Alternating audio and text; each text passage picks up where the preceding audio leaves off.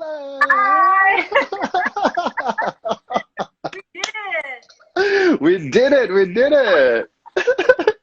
I was I was so stressed because I was like, I don't know how to pin it because like You the are first stressed. three, I was You've stressed because done this many times. I should be. no, no, no, not really. So this is only my fourth time, but everybody, this is Priscilla's first time.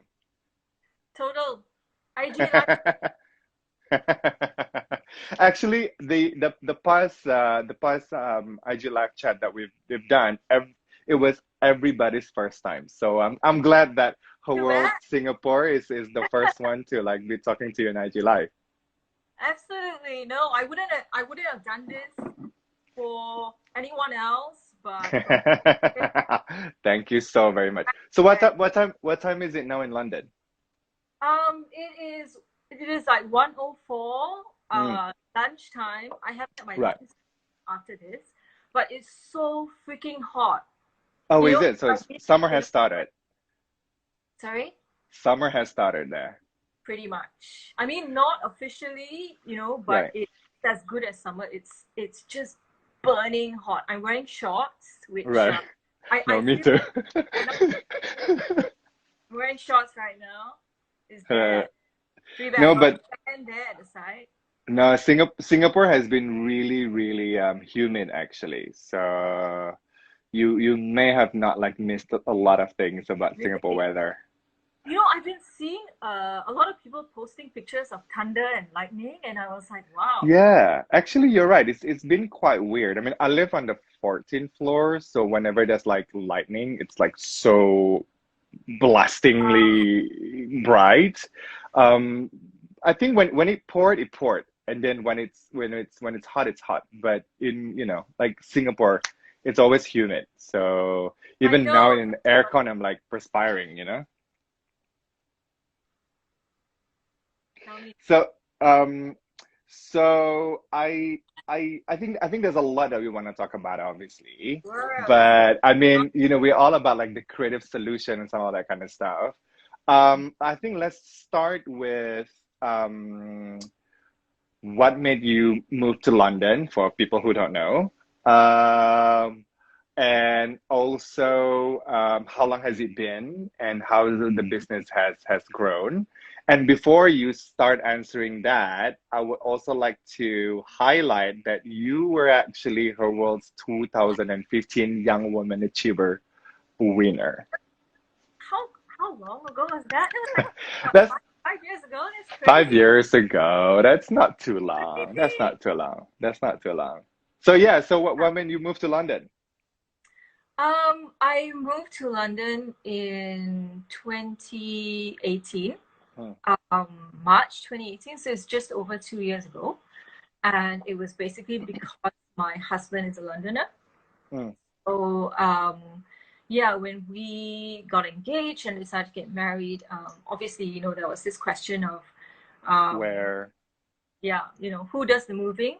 And I felt, at that time that I, personally as well as professionally, I felt that I was ready for a move. I felt that for the brand and for myself to grow and challenge ourselves, that being based in a fashion capital, Hmm. especially an English speaking fashion capital, as opposed to Yeah, Paris, Tokyo. yeah. uh, and I've always loved London. I spent Hmm. spent a year here before, like 10 years ago when I was learning. So yeah, it was a scary decision, but all things considered, I just felt like it was going to be um, a good move. Right, right, right. See, this was 2 years ago. 2 years ago. Right. But since then, you've been coming. I mean, last time I saw you was in Singapore. It was the Yeah, documentary movie premiere or something like that, right? That's what the yeah, last time I saw you. Yeah. yeah. So how often do you come back to Singapore? It's quite often, to be honest, especially in 2018 and 2019, because it took some time, to sort of transition the team Hmm. from, me working remotely. So, Hmm. imagine the boss is not around. Yeah. Um, I guess can be a good or bad thing, but Right. it also meant that we needed to form a kind of system, a kind of, Right. that we became comfortable in our kind of in my absence, and also like me being, physically apart from them and having the time difference and all that. Also, I guess I just wanted to really push myself so that I could sort of get one day, get to a stage where I don't need to travel as much, and Yeah. my team doesn't need me to be physically there all the time. But obviously, I couldn't really expect that change to happen overnight. I needed Right. to, yeah, there would be a transition period. Right. So, So hang on. Your team predominantly still in Singapore. Like um, the business is still predominantly in Singapore. yeah, I mean, the headquarters and our flagship is in Singapore. Still, Um, right. have an office in Guangzhou. Right. So, yeah, it's pretty much three offices. So one here in London, one in Guangzhou, and then the headquarters in Singapore. Right. Before we continue, I think there's Kevin and Erika saying hi, and then they're calling themselves the comment section gang. Shout out to Kevin. There you go. Okay, so which means that you are not completely new to like working remotely. Um, I consider myself an expert in Mm. remotely working. I mean, obviously, in this current day, we that's that's the word, right? But Yeah. and a lot of people have been asking me, so how are you coping? And I'm like, guys, I've had a Mm. 2 year start. you know, my team are completely used to not having me around. Right. Um, so they become very independent, and obviously there's a bond of trust. And I think Mm. also the change of mindset. So the way you look at your employees, the way Yeah. you treat them, the way you give them freedom, you Yeah. kind of measure their output or their productivity the way you The way typically do. you did. It So is true you what Dan says.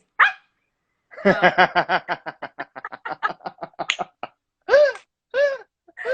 um, Well, is that how you like scold your employee in Singapore? You just like turn on and then you suddenly just like the thing is, I've never once Zoom no or way. done a Skype kind of face to face with them.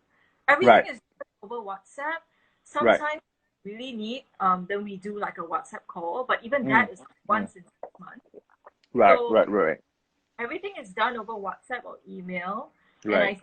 think we just we use like very effective words. So Yeah, I always tell them, don't waste time with repetition. mm, Anything that can be said in 5 words, say it in yeah, 5 words. yeah, And just simple things like, if they told me something and I can't remember it, I scroll up. I don't like ask yeah. them, tell me that again. Again, yeah, yeah, Just having like a two-way sense of respect for each other's time. So I don't text them until it's officially their working hours. yeah, Also know, like I tell them, don't worry, I put my phone on silent when I'm asleep, so just message me. And then when I wake up, there are like 200 notifications on my yeah, phone, yeah, yeah. and I have to reply to everybody. But it's totally doable. And right now, as we're speaking, as you and I are speaking, we're all scattered across 5 different countries, all in lockdown. Wow. Right. So there's me in London. Um, of course, there's those of them in Singapore. Mm, Um, we have our factory in Guangzhou. mm, Have a production manager who is in Kuala Lumpur now, yeah. and we also have another member who's in Hong Kong. So we Wow. literally all over Asia, with the exception Yeah, of yeah. and we've just been making it work. You know what I mean? Right. Yeah. We've gone through some pretty tough times in I'm this sure. Yeah. past few months, as Yeah. everyone, we're not Everyone is. Yeah. everyone else in their own way. But in our case, I think like it's really been possibly the most challenging time for the company and the brand. Right. I'm sure. I'll get into that in a minute, but I Sure. I'm actually quite intrigued in this whole like mindset because the way you putting it, um, you also have to change your mindset because of this whole time difference and working remotely. So it's interesting that you always put it like being two-way, you know what I mean?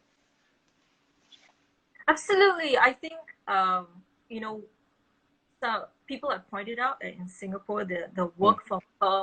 work from home concept is something that actually needs to be incentivized. You know, there are sort of like um, government grants or something like that. Yeah, yeah, Uh, so it's obvious that it's not something that many employers in Singapore are receptive to, yeah, and view it with a lot of skepticism, which I completely acknowledge. yeah, But I um, you have to treat your staff the way you want them to treat you. You yeah, have to show that you value them and you trust them. of And I course. like whatever you give to your staff, if you're lucky, Yeah, they will give back to you. yeah, So because I give them so much trust and independence and freedom, mm, I think that also leaves them with a sense of confidence yeah, because they know that I'm not always going to be there to mm, correct their mistakes, to check everything for them. I don't nitpick. I mean, mm, I do tell them what it is. So if they make a stupid mistake, I'll tell them. But at the same time, when they do something right, I always give them the praise. yeah, So, I mean, I'm not saying that this is the perfect way of doing it because yeah, obviously nothing beats physical interaction, you know, whether for it's in sure. your personal or professional Mm, capacity. But, you know, I think what we've learned as a small team mm, uh, is just that we make do with what we have and we don't focus on the problems. We just focus on the solutions, you yeah, know? And because we've been working that way for the past 2 years, mm, when obviously COVID hit, mm, uh, we were definitely 2 steps ahead. You know, we were yeah, definitely of a much richer, more prepared yeah. mental mindset. Yeah, yeah. So you don't really have that like period of adjustments in terms of like working style or anything like that, because you're really pretty much seasoned in that part, right? That is true. That is true. But then when it comes to when COVID started, and I mean obviously, you know, we in Singapore going through like some changes, and I think in London, I think you guys were like a little bit earlier Yeah. to have the lockdown because I was speaking to like some of my friends over there. Um, did you guys like exchange kind of like notes or I mean obviously you will check up on your stuff and your team and everything, but like was there any kind of I don't know some sort of like worry or change like big changes that you have to make in terms of like the company and all that kind of stuff? I, well, that, I mean, to be really honest with you, we haven't made any radical changes. Mm, You know, we haven't, obviously, we've had to make some hard decisions, let go of certain things, um, and, you know, just be a bit more efficient, a bit more careful about money. yeah, Um, but besides that, I mean, we haven't kind of abandoned or taken up things or sort of change track, you know. yeah, For example, you've noticed that we haven't gone into producing like face masks yeah, uh, or things like that. You know, yeah. I've obviously been spending a lot of time reading and trying to educate myself and Mm, understand how fashion and retail and manufacturing, because for Om Shanmugam, you have to remember that we're a company, we do everything.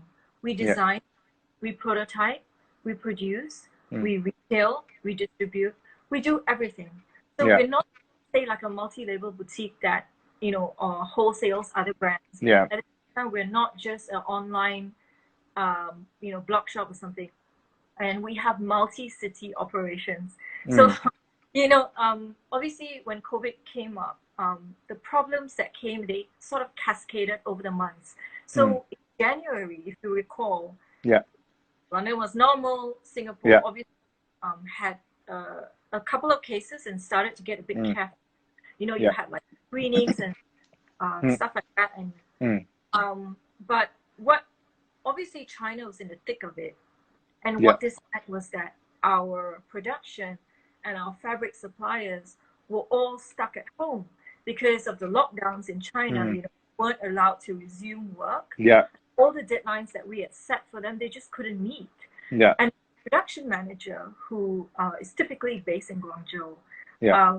she had gone back to Kuala Lumpur, which is where she's from, for Yeah. Chinese New Year. Yeah. And suddenly she couldn't get back into China. Yeah. You know? So that was our January, February period. And when it came to February, we were already preparing for London because the store was slated to open here in Notting Hill in mid-March. Yeah. So I had been flying back and forth, and in February, we flew one of our staff, Jeannie. She was posted to London, basically to help me with setting up the Setting store. up. Yeah. And I had been flying, London, Singapore. I did two routes, one in February and then one in March. Yeah. And here was when it started getting scary, because the first time I came back in February, I landed at Changi. I landed about maybe 7 p.m. Yeah. I put stuff down, and then as always, I go to the shop because there's nobody there, and it's best for me to work. Yeah. And we are in Chippy Gardens. Yeah. And I decided to walk across to Guardian Pharmacy before Yeah. it closed. And suddenly I looked like, wait a minute, why are the shelves for hand wash All gone. Dettol wipes and I said, why is it empty? And I remember taking a photo of that empty rack and sending it to my sister, and I was like, what the hell's going on, man? Yeah. How with you Singaporeans? You know, and obviously this was all new to me. Yeah. But because by then in London, there's nothing happened. Absolutely nothing. Yeah. Nothing. So, and I was in Singapore for about 2 weeks, right? But in that 2 weeks, obviously the number of cases were rising, and I totally understood, I totally, but I just thought, well, I'm going to be fine because I'm going back to London, and even if this blows up in Singapore, the London store will open as per normal, But here's the thing: when I flew back to London and landed at Heathrow, there were absolutely no temperature screenings. There was no offices, no signs, nothing at all saying, if you're feeling unwell, if you have a fever, please come this way. No segregation at all.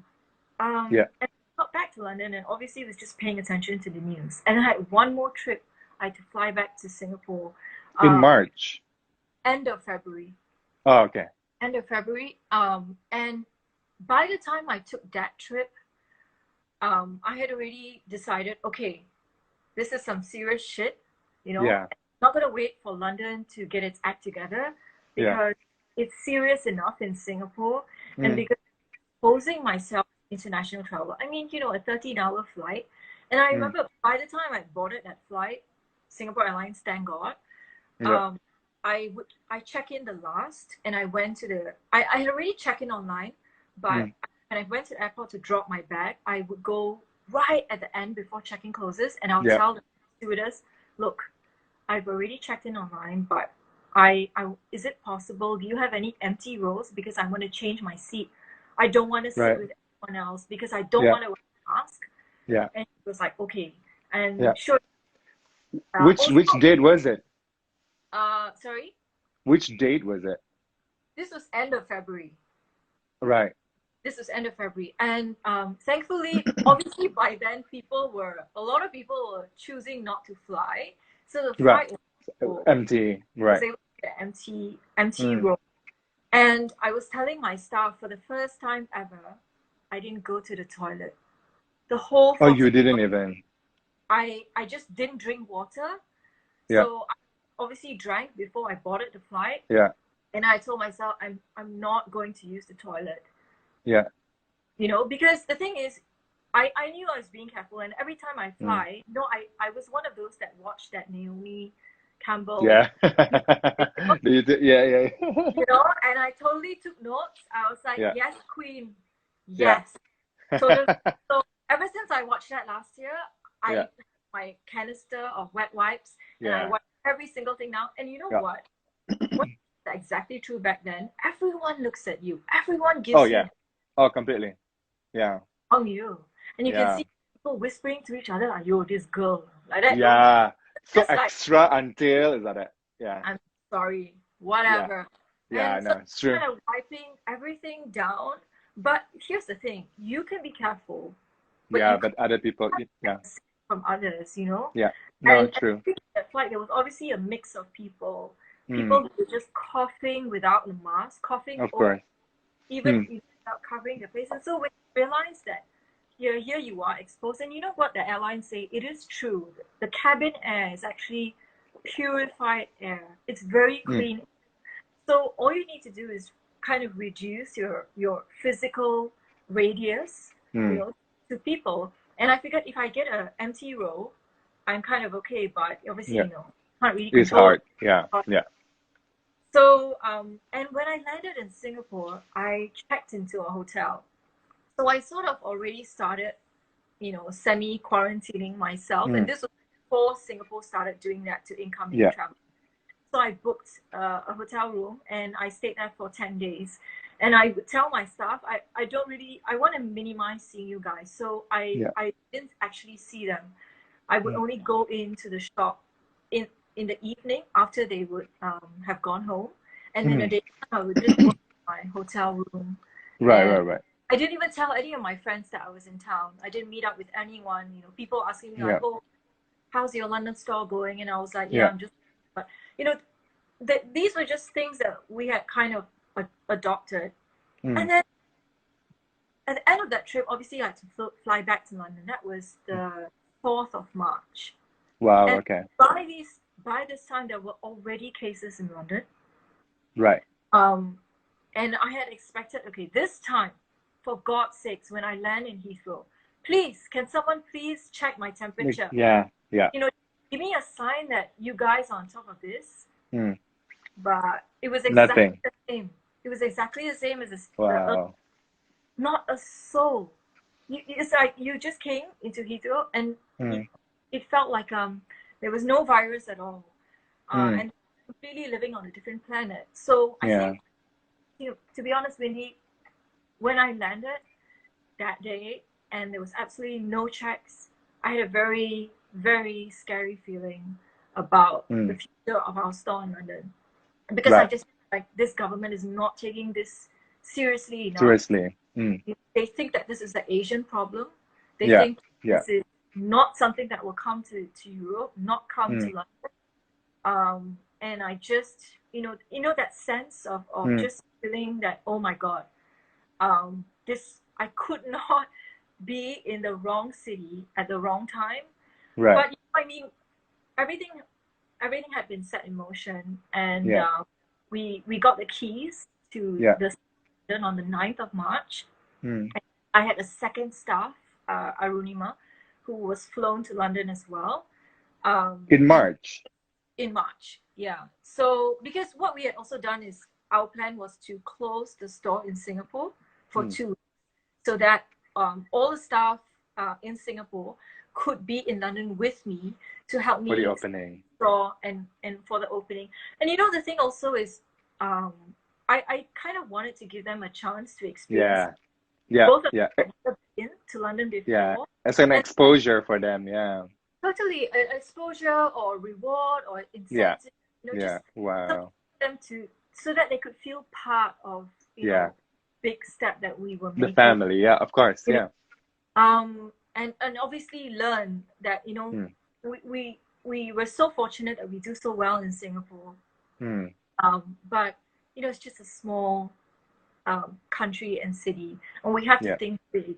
And I Yeah. always feel that for most Singaporeans, getting them to think beyond Singapore is Mm. somehow always a challenge, Yeah. And if I brought them here and just showed it to them, Mm. maybe that would really kind of give them a sense of scale and impact on Yeah. just what we were capable of doing, what we were trying to do, and hopefully that would leave them with a lasting impact. Mm. But as we all know by now, that never happened. Right. They got Well, it done. actually, yeah, that's the thing. Before we go there, because I think there's also a couple of questions, but let's give that statement. So, what's the development with your store in London? Well, at this point of time, everything is still in storage. In fact, I was just because obviously with London being in lockdown since 23rd March, Hmm. they only started easing out the restrictions yesterday. Yeah. But still, by and large, like retail shops, restaurants, malls, are still closed. You know, even if the Premier League has started, you know, it's without a crowd. Hmm. So things are just slowly starting to tweak open, but by and large, we're still in lockdown.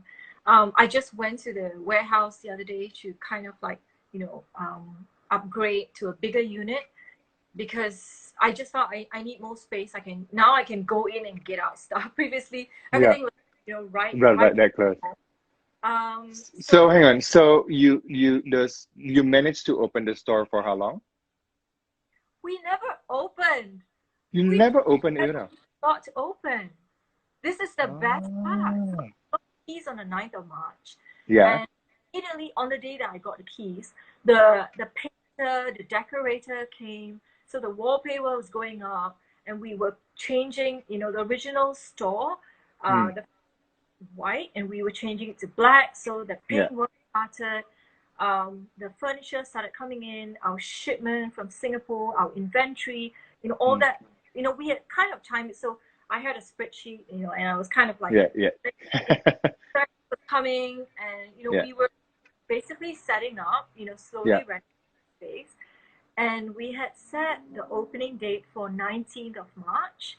Hmm. That never came. That never ever Right. because I think by the Monday, so 19 was a Thursday. By Yeah. Monday, 15 or March, something like that. The street, Ledbury Road, which is where our store was supposed to be, Hmm. everyone started closing. You know, our neighbor, so directly in front of us is Matches. Yeah. On all the Matches, they had closed.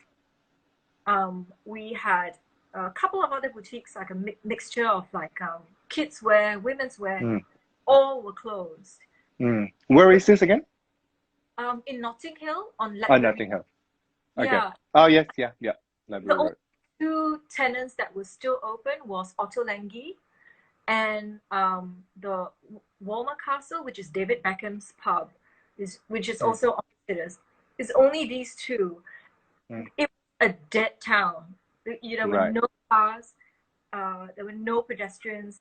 Maybe like every once half an hour, you get someone walking their dog, but it was Yeah. dead, you know. Yeah. And obviously, when that happened, we in my head, I was really thinking, well, okay, obviously we can postpone the opening. You know, it doesn't have to be the 19th of Yeah. March. Yeah. Yeah. Yeah. Yeah. Yeah. Um, but that wasn't really the biggest problem to me. What was really worrying was that the UK government was just completely losing control of the situation. Hmm. So what I was beginning to see was that they had a severe lack of testing. So Hmm. if you had, for example, any symptoms whatsoever, you couldn't come to a hospital or a GP and say, please test me, I'm not feeling well, I have symptoms. You couldn't. Yeah. You could Because only they're not come ready. to Yeah. if you were very far into it. Yeah. Meaning, so because of that, you had a situation where you couldn't even do any contact tracing, Hmm. and they weren't even attempting to do that. And Hmm. then when they started throwing around the term herd immunity, I was like, what are you talking about? Yeah. What are you talking about? Hmm. So it was kind of refreshing Twitter, like every hour I'm paying attention. And I started talking to my staff, and Hmm. he was telling me that, you know, I don't know what they're talking about because the tube is still really crowded. In fact, because they started cutting back on train services, It and so becomes even more crowded. Yeah. every train is even more crowded than it Hmm. was. And by that time, like supermarket shelves were completely wiped out. I Oh couldn't get God. my staff couldn't get groceries, and they were like, Priscilla, can I go back early today because I want to catch, you know, I make sure that I can get a train home, Yeah. and also it's really hard to get food. And Yeah. you know, as an employer, Yeah. I don't think that's okay. You know, Yeah. I started thinking like, why am I exposing my staff to this? Yeah. Well, it's needless. I Yeah. think we can fly them here to be unnecessarily exposed to this kind of risk. Right. Right. And So what's happening now? Like, so what's the situation with the boutique? Are you still holding on to it, or like, is it completely the staff have all been flown back, so right? I'm in Singapore, and Yeah. I'm Safe and sound. Everybody's safe and sound. everybody's safe and sound, which Yeah. is ultimately the most important thing. All Yeah. said and Mm. everybody is great, you know. Yeah. And just now, Elian was asking, what do you have to be grateful for? And I feel like that is really something to be grateful for. Yeah. That none of us ultimately are at risk. Yeah. In terms of the store, we're just kind of putting everything on pause because Mm. honestly, that's all we can do. I've been speaking to financial consultants, lawyers, um, property consultants, and everyone who understands London is telling me the same thing. That Priscilla, to be honest, London will take a long time to recover from this. Mm. You know, when people say, okay, we're coming out of the lockdown or we're reopening the economy, the Mm. important thing to remember is reopening doesn't spell recovery. Yeah. Two separate things. You know what I Mm. mean? Like, and because we're in the business, you know, we've been running a retail store for 9 years now. Mm. As a retail store owner, I understand very clearly what the margins are, what the overheads are, Mm. how much we need to be making in order to support the Mm. operation of the store. Right. And until we can be sure that London has control, so I think it's impossible to expect that we're going to be completely virus free, at least for Mm. 2020. You know, I think number one, we need a vaccine. Oh no, for sure. Have a vaccine, we Yeah. will not be completely free of COVID. Mm. Secondly, is London needs to get its testing system in place, because if you cannot get tested, you do not know whether you have it. If you do not know whether you have it, how can you isolate yourself?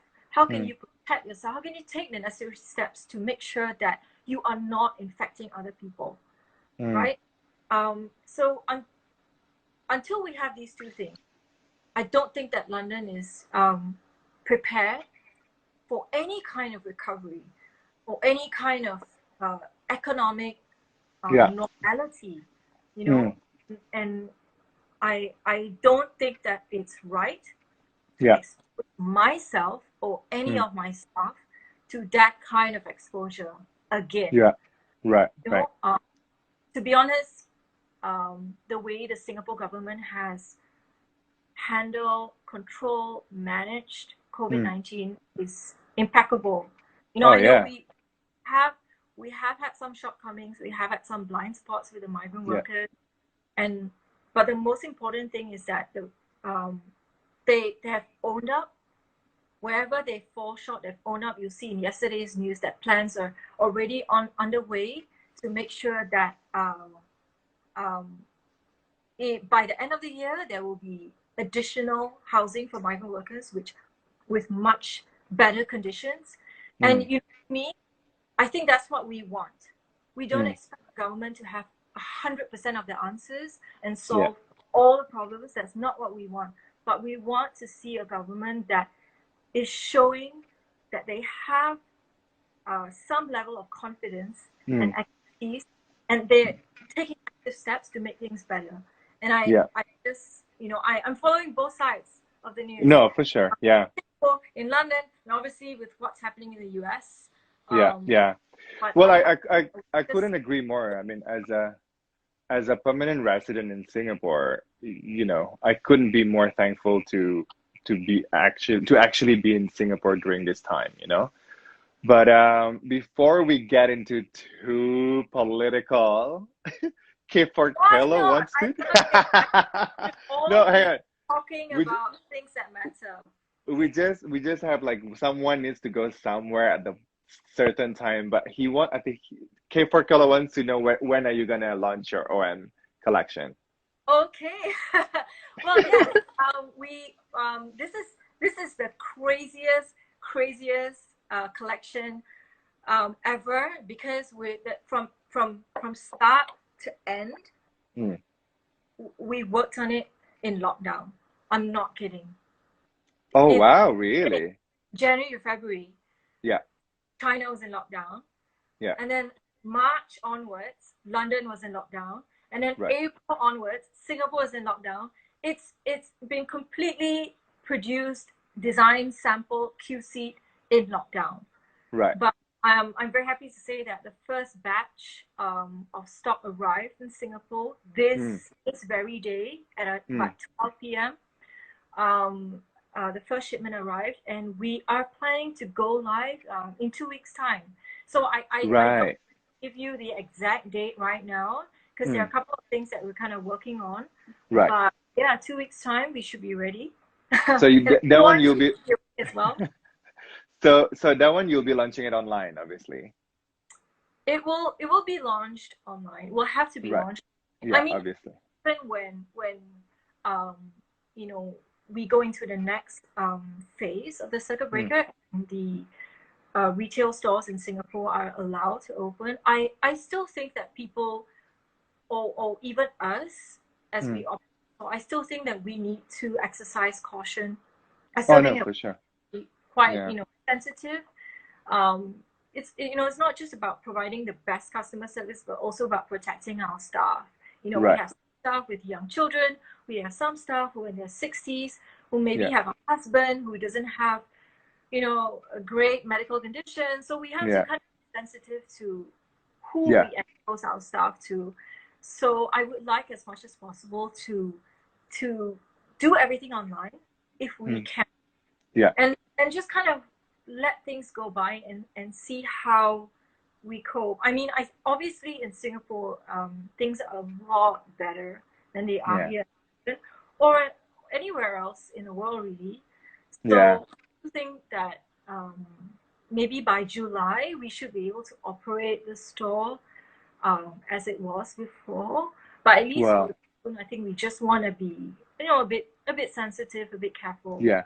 That will, I mean, that will depend on the government's easing down on the regulation. I think there's some talk about like, hopefully the phase two gonna start and before June ends, like all this kind of stuff. But I mean, everybody's watching. But I'm sure your online store is working as per normal, I Oh suppose. yeah, yes, Yeah. yeah. I mean, you, I in this period of time. So the last collection we launched was To London with Love. It was a capsule Yeah. collection Mm, in March, and in April and May, we've just been relying on our tableware, yeah. Suvana Booth. And that just was a godsend, because obviously with everyone being stuck at home, Yeah. um, and cooking. That's me. That's me. That's you. Well, that's also me. Okay, everyone is stuck at home, and kind of ordering in or Yeah. taking away Yeah. or whatever. Suddenly everybody wants to play, you know, Yeah. Yeah. and you know how social media is such a part of everyone's lives. Yeah. Yeah. Upon a time you were Instagramming your OOTDs or your travels, or where you were going in a day, and you can't do Yeah. that anymore. You can obviously Yeah. see how the feed has changed in the past Yeah. 2 months, and all you're seeing is food. You know, Yeah. and Yes. you were seeing food before that, but that Yeah. was probably like 50-60%, and now Yeah. 90% of what you see on Instagram is food, and it's all Yeah. food at home, right? Yeah. Yeah. So I think, when we decided to do a fundraiser for Health Serve, Mm. I it was purely a hunch. I mean, I didn't really think that it would take off the way it did, Mm. and we offered the tableware because that was all we had. Really, we didn't have Yeah. anything, and I also felt like, well, we want to open this out to men as much Yeah. as women. Then Yeah. tableware, right? No Yeah. Yeah. gender. Yeah. Hey, so show us what do you have? Show us like what's your favorite tableware of your collection? Okay. And what are you putting like a burned boss burned cheesecake or something on it? Because that's what's like the rage in Singapore right now. I know. I know. I sometimes sometimes I feel like I just want to not go on Instagram because I know. people, I mean, stop and think about people like us. They're putting all this cheesecake, they're putting this chicken rice. I mean, Yeah. someone put rojak, and No, I that's the this, thing. this is so embarrassing, but I'm just gonna come on and confess. I've been screenshotting things. Like someone put rojak the other day, and I Yeah. just thought, because what else can you do? Is You know, that what you miss about Singapore now? I have my list. Okay, I have my rojak, my bak chor mee, huh? Yeah, Prawn mee. I of mean, course. stop it. I have my own. I have my own Singapore corner. I just wanna Oh, yes, I love the ABC chili. Yeah. say, and like a true chili sauce Of connoisseur, course. Of I love course. Maggie. Of I course.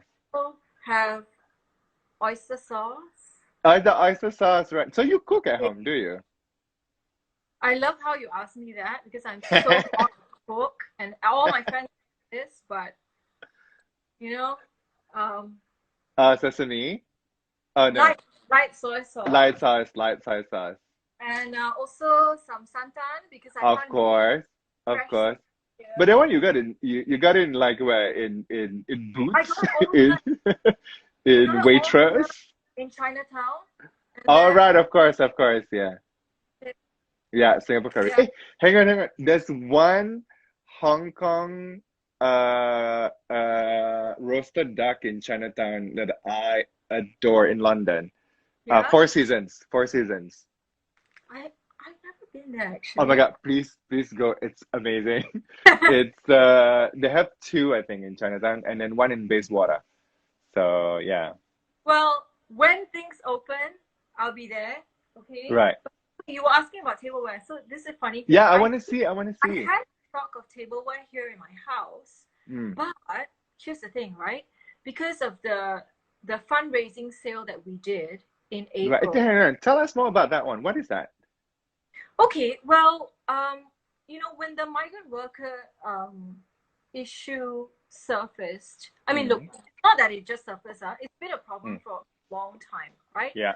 Obviously, we're talking about migrant workers being exposed to COVID at Mm. shit numbers, right? Yeah. So obviously, when this became news, it was disturbing to me for many Yeah. reasons. Yeah. But I just felt that, well, can we do something? Mm. Because you could see that many companies that felt a sense of connection to their societies or their homes were coming out just, and so if you could see like French or Italian fashion brands making hand sanitizers, Mm. making masks, making PPEs, and in our case, because of how the lockdown had separated our team across Yeah. 5 countries, we couldn't come together and produce anything. You know Yeah. what I mean? And Yeah. I Yeah. had Yeah. also sensitive because I have seamstresses, for example. I have one seamstress who has 2 young children, and I had Mm. to say, if I'm going to ask her to come back to work and make money, Yeah. Yeah. who's going to take care of her kids? Yeah. Like I was just like, you know what, like I Yeah. we got to be smart Let's about find it. something So else. Yeah. I figured that the one thing we can do is we have a very dedicated audience, Mm. have a very dedicated fan base. And Mm. I had this feeling, if we reach out to them, I think that they will respond. So we Yeah. did it, and it was so crazy. I mean, I remember the first day the sale went live, and it was just order after order after order. And by the end of the day, when I woke up, I had seen the notifications of WhatsApp. My staff were like, Priscilla, I think we need to stop the sale because we don't have enough stock here in Right. Singapore. Because obviously with the store opening up in London, we had shipped half the stock. Right. Yeah. And she was like, I think we just need to stop it. And I said, no, we Mm. can't. I mean, we already said 4 days, right? And I was like, Mm. oh, you know what? Maybe it'll die down tomorrow. Like people, nothing to do at home. But the next day, and the next day, and the next day. So yeah, I think by the second day, a couple of things sold out. Right. Um, we were kind of thinking, well, the goal here is not to sell; it's really to raise money. So Right. we decided to just let people buy. Yeah. Um, and we're actually shipping back stock from London. From London, right? So basically, you're raising money for the migrant worker. Okay, well, you see, a very good indication of why the migrant workers are a topic that really needs attention is just look at the amount of non-governmental organizations or non-profit organizations that are dedicated to them. I think that is a very clear indicator that this is a real problem that Singapore has. It's not just to do with now. So I asked a friend of mine, Melissa Kui, who heads the NVPC, National Volunteer and Philanthropic Organization Center. So I asked Melissa for some advice. Which body should I, raise funds for? And she said, well, HealthServe is one of them. They're pretty well run. They've been doing this long time, since 2006. And so I did some research on them, and I did like their approach because I felt it was very systemic. So it was clear that, they were attending to healthcare primarily, but also offering, legal help, mental health help, social help. And I also like the fact that they were helping migrant workers across the ethnic rainbow. So you can helping Bangladeshis or the Indians, but also the Cambodians. So I kind of like that approach. So we decided, okay, we will appoint HealthServe as the beneficiary and just pledge, 100% of the profits to them. And obviously, because I didn't know what the response to the sale would be like. And I thought, well, maybe we're going to sell like 5,000. How bad would that be? So we decided to pledge 10,000. And just for the sake of transparency, the 10,000 came from my salary. So, I just took a pay cut for a couple of months and just said, okay, well, that's just the 10,000, and then everything else will come from the sale. So that in any case, it wasn't going to kind of be detrimental to our finances. To be honest, it wasn't.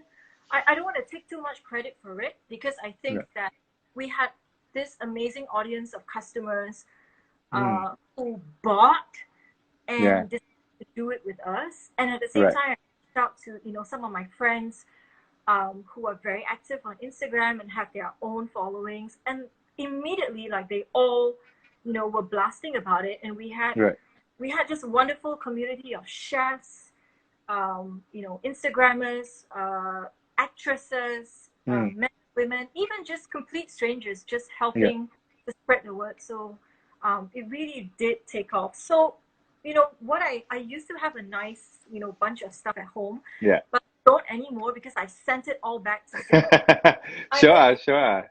Yeah. I only have right now the cutlery set. Right. I have. I remember you spoke about it the last we met at the documentary premiere. Yeah. You were talking about it. Yeah. This that's cute. Yeah. beautiful Butterfly. Dish for your chili padi. Of course. Right. And your light soy sauce. And your That's nice. That's cute. Right. Ergonomic. Right. You have these chopsticks. These chopsticks are beautiful. They're also made in Japan. Everything is made in Japan, but chopsticks. Oh wow! Okay. And this is typical Ong Shunmugam lah, right? We could have easily just got these from Taobao. Of course. Or Alibaba. But no. Made in China by the millions.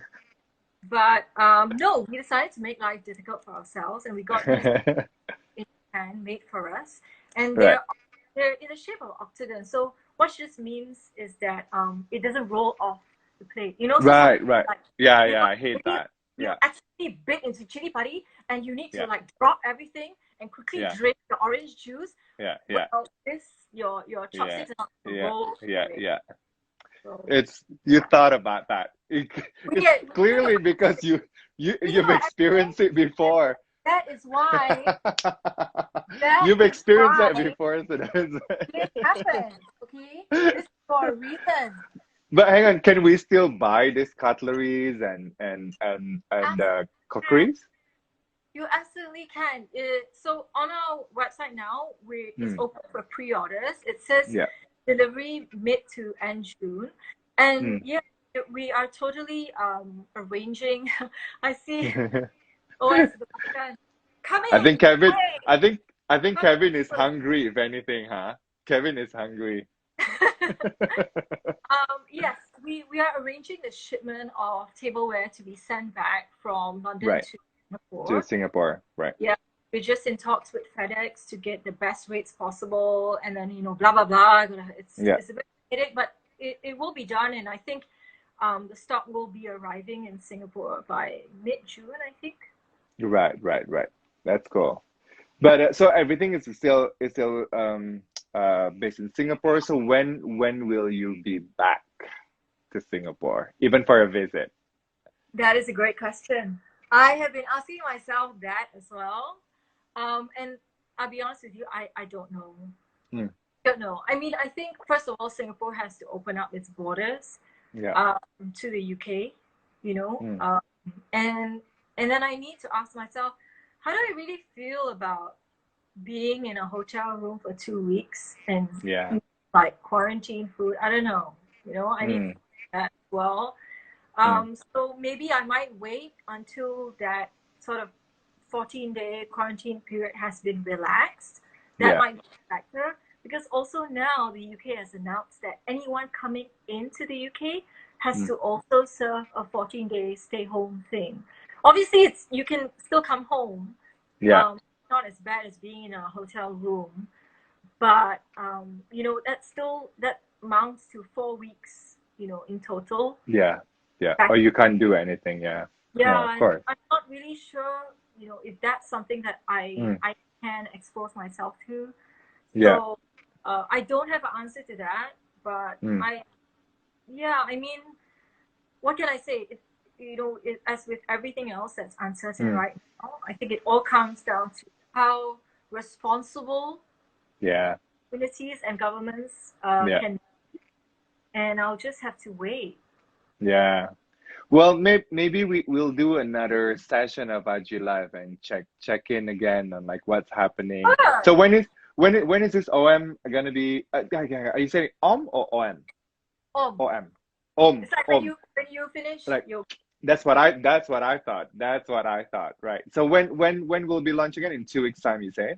In 2 weeks' time, yeah, I would think we're gonna announce the exact date probably by the end of this week. We just have a Hmm. couple of to tidy up because Right. with the stock, the first half of the stock only arrived in Singapore today, Hmm. and just with all of us being stranded all over the place, there's only like one person that can work on it in Singapore right now, so Right. Right. Right.